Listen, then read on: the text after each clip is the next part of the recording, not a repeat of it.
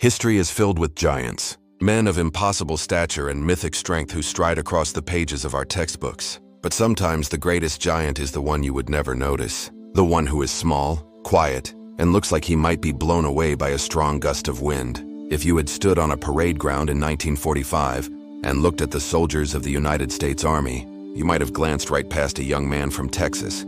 He stood just 5 feet, 5 inches tall, with a boyish freckled face that made him look younger than his 21 years. He looked like he should be in a high school classroom, not a soldier's uniform. But if you had looked closer, at the chest of that uniform, you would have seen something that would stop your heart. You would have seen a universe of color and ribbon, a testament to a journey so violent and so courageous it bordered on the unbelievable. Because that young man was Audie Murphy, and by the end of the Second World War, he would become the most decorated American soldier in the history of our nation. He received every single medal for valor his country had to offer, some of them twice. But this isn't just a story about medals. Medals are cold, hard metal. This is a story about the boy behind them. It's the untold real story of how profound hardship can forge a human being into a weapon, and the terrible silent price that is paid for that kind of bravery. This is the story of the boy from the cotton fields of Texas, who walked into hell and came back a legend. His story begins not in a place of comfort or privilege, but in the harshest of circumstances, in the black dirt farmlands of Hunt County, Texas. He was born on June 20th, 1925, into the grinding, inescapable poverty of a sharecropper's life. His parents, Emmett and Josie Murphy, already had a large family, and Audie was just one of 12 children who survived infancy. Their home wasn't a house in the traditional sense. It was a derelict, abandoned railroad boxcar that they had tried to make livable, a place with no electricity and no running water. For the Murphy family, the Great Depression wasn't a distant news headline. It was the air they breathed, the constant gnawing hunger in their bellies. Survival was not a given. It was a daily, desperate, and often losing struggle. His father, Emmett, was a man broken by the unforgiving land and the weight of a family he couldn't provide for.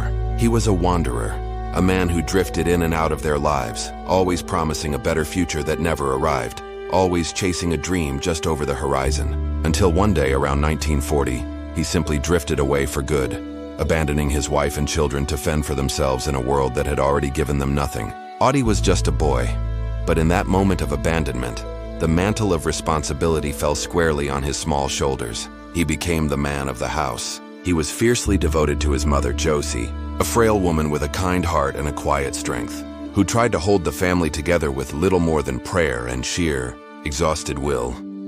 To help her, Audie made a sacrifice that would shape the rest of his life. He dropped out of school in the 5th grade. His formal education was over. His real schooling would take place in the cotton fields and the dense forests of East Texas. He took any job he could find, his small hands picking cotton under the blistering Texas sun for $1 a day, a sum that felt like a fortune and disappeared in an instant. But his most important job, the one that meant the difference between eating and not, was putting food on the table. He took an old borrowed .22 rifle and taught himself to hunt. He wasn't a sportsman, he was a provider. He would slip into the woods before dawn, a silent, ghost-like figure, and wait. He learned to be patient, to be absolutely still, to understand the rhythm of the forest.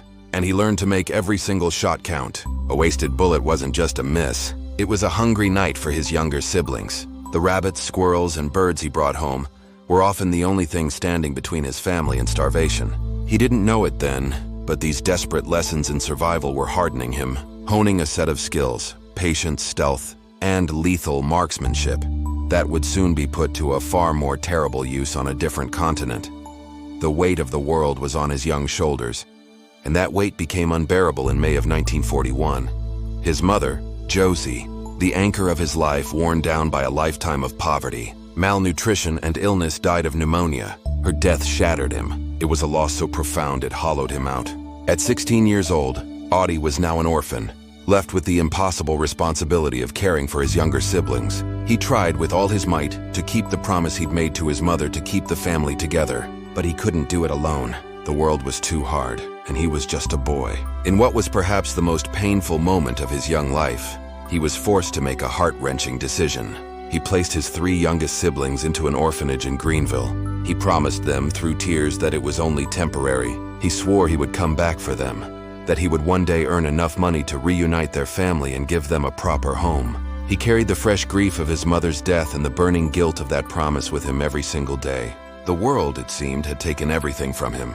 And then, 7 months later, on a quiet Sunday morning in December, the world exploded. The news of the attack on Pearl Harbor reached the dusty back roads of Texas. And for Audie Murphy, it wasn't just a national tragedy, it was an opportunity.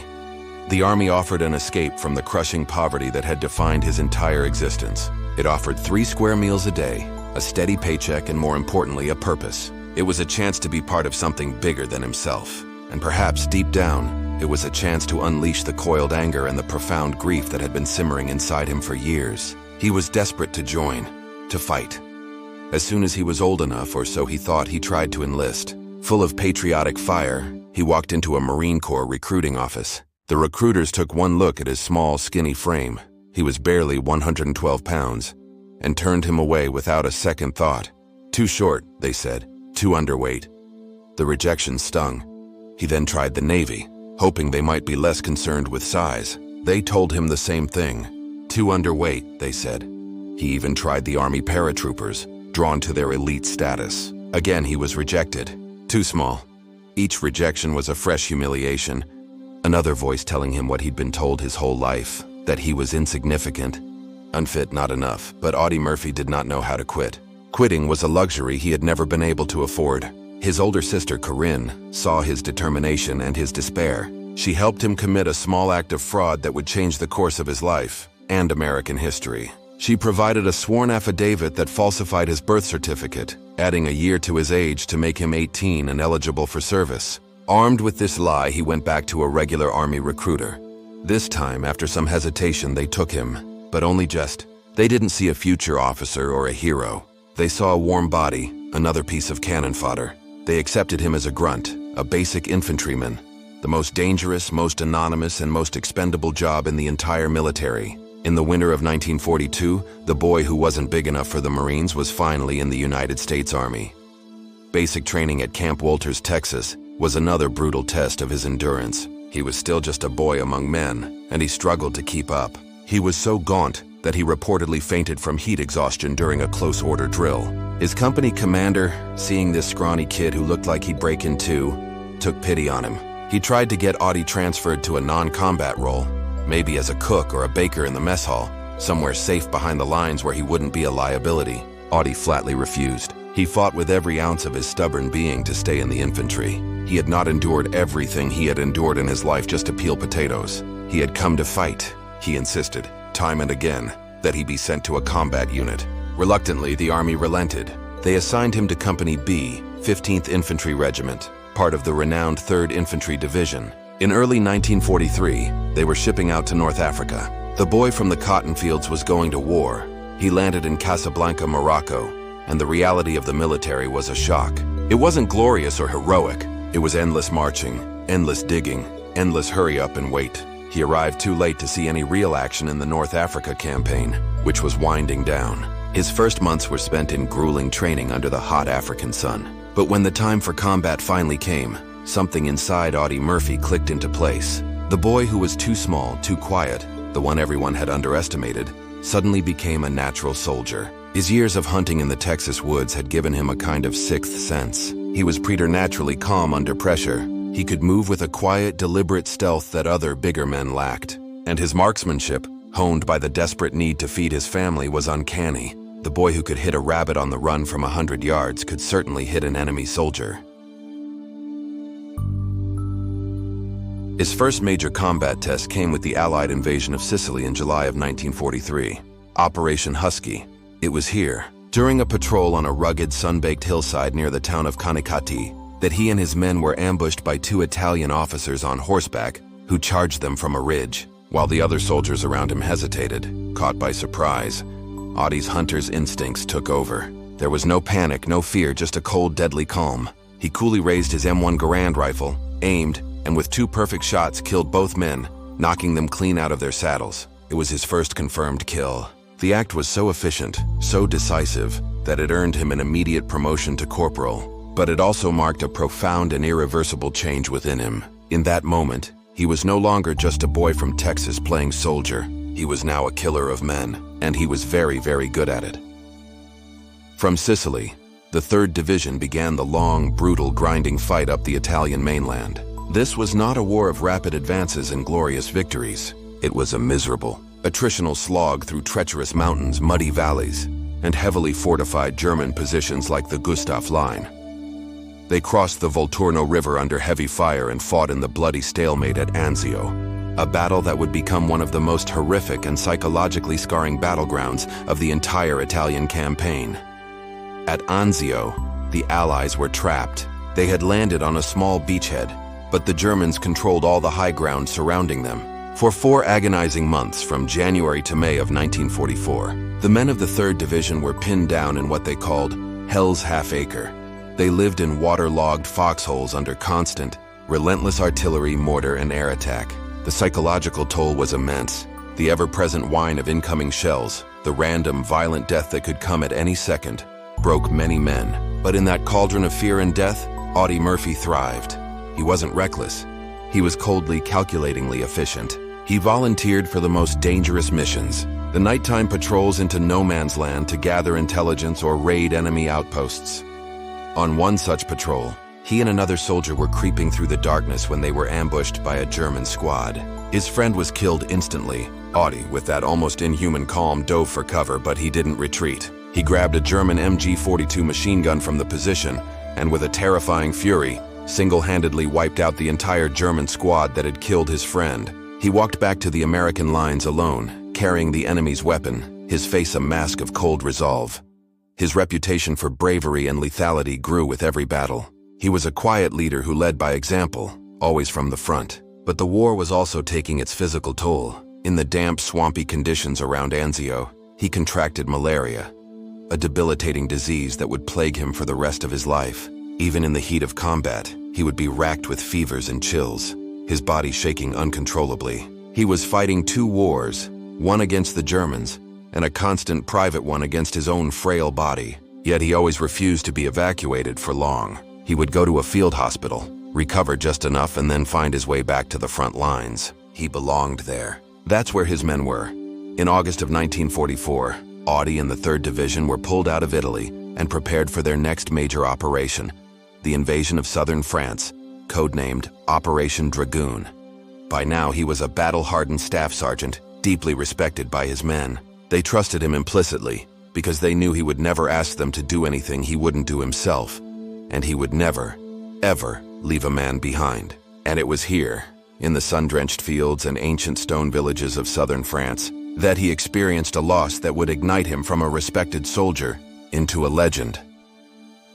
On August 15th, near the town of Ramatuelle, his platoon was advancing through a vineyard when they came under heavy machine gun fire. His best friend, a soldier named Laddie Tipton, was at the head of the column. A German machine gun nest in a farmhouse had raised a white flag, feigning surrender. As Tipton cautiously approached, they opened fire, cutting him down in cold blood. Audie saw it happen. He saw his friend fall, and in that instant, something inside him snapped. The quiet, calm soldier, the cool-headed hunter, was consumed by a pure, white-hot, animalistic rage. He told his men to cover him, and then all by himself he charged. He didn't run in a straight line. He used the terrain, the ditches, the vineyard rows, sprinting from cover to cover, firing his M1 carbine from the hip. He single-handedly stormed the farmhouse, killing the entire machine gun crew with rifle fire and grenades. But he wasn't done. His rage wasn't spent. He picked up their German machine gun, turned it around, and began systematically eliminating every enemy soldier in the immediate area, moving from position to position, a one-man wrecking crew of vengeance. When the fighting was finally over, when all the enemy soldiers in his sight were dead, the terrible energy left him. He sat down, dazed and alone next to the body of his friend. For that single act of furious valor, he was awarded the Distinguished Service Cross, the nation's second highest award for bravery. The act also earned him a battlefield commission.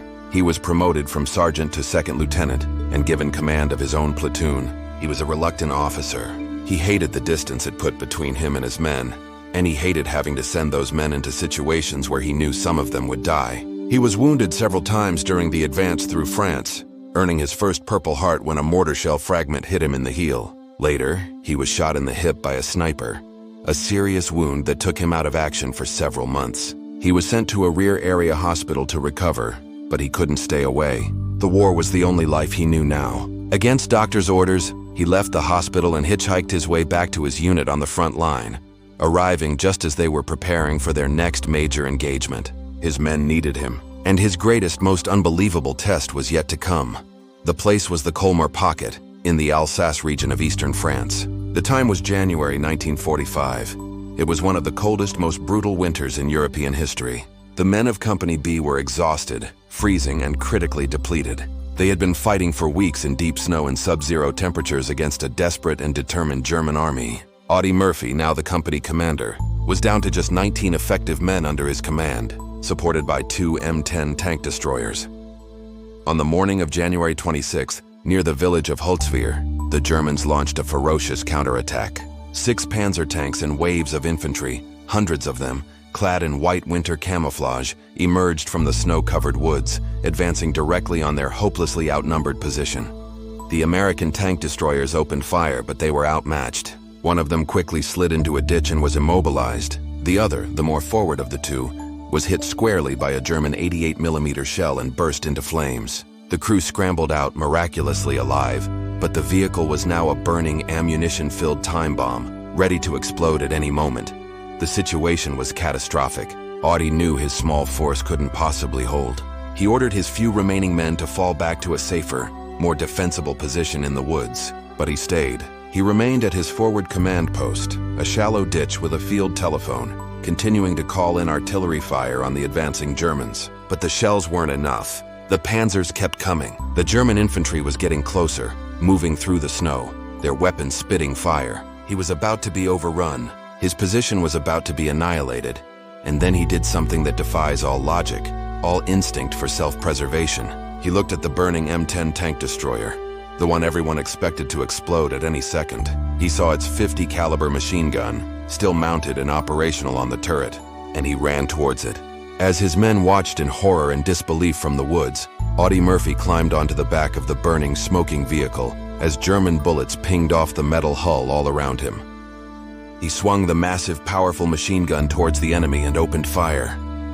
For the next hour, Audie Murphy stood completely alone on top of a burning tank destroyer, a solitary figure of defiance against the entire German assault. He was surrounded by fire and thick, choking smoke, with enemy infantry advancing on him from 3 sides. The heat from the fire was so intense it threatened to cook him alive. The smoke filled his lungs. He was a perfect, elevated, stationary target, the single focus of hundreds of enemy rifles and machine guns. The Germans threw everything they had at him, but he didn't stop firing. He swept the powerful .50 caliber back and forth in long, devastating bursts, cutting down the advancing infantry, scything through their ranks, forcing them to dive for cover in the snow. He was wounded in the leg, a piece of shrapnel tearing into him, but he kept fighting. In his other hand, he still held the field telephone, and with an eerie calm, he continued to call in precise artillery strikes on the German positions, at one point directing the shells to land just 50 yards from his own position, a hair's breadth from his own oblivion.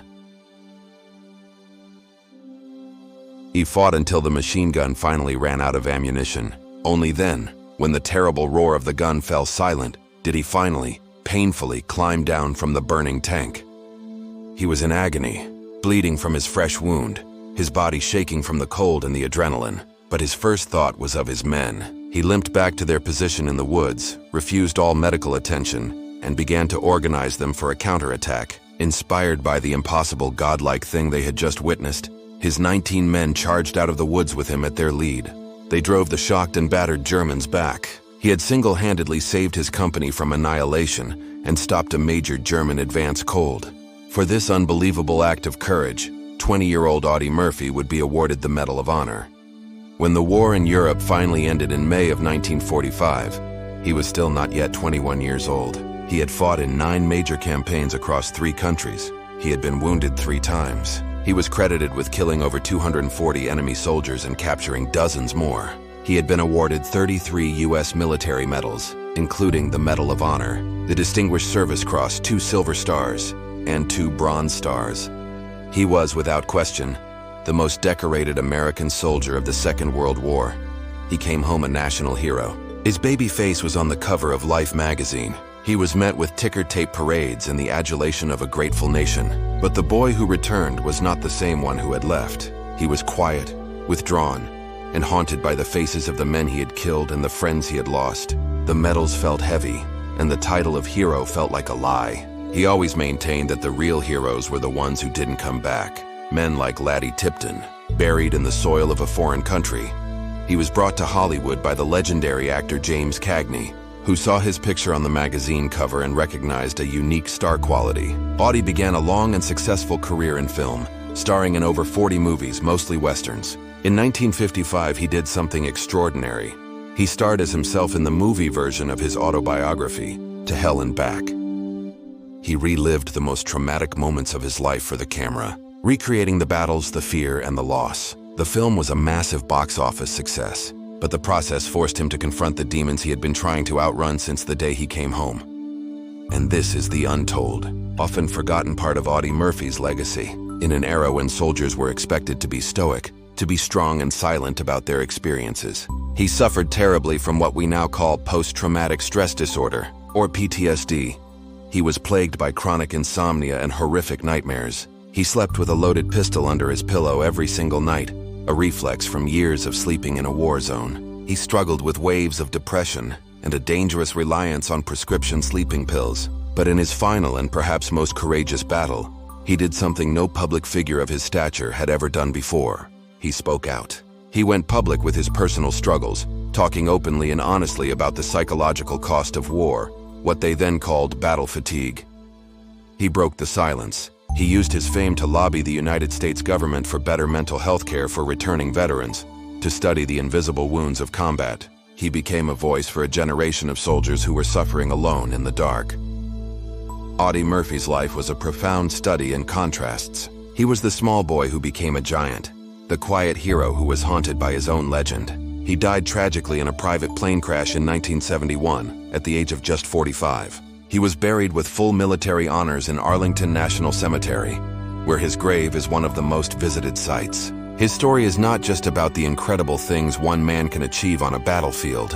It's a deeply human story about where that kind of courage comes from the dirt floors of poverty, from the searing pain of loss, from a deep and abiding sense of duty to the men by his side.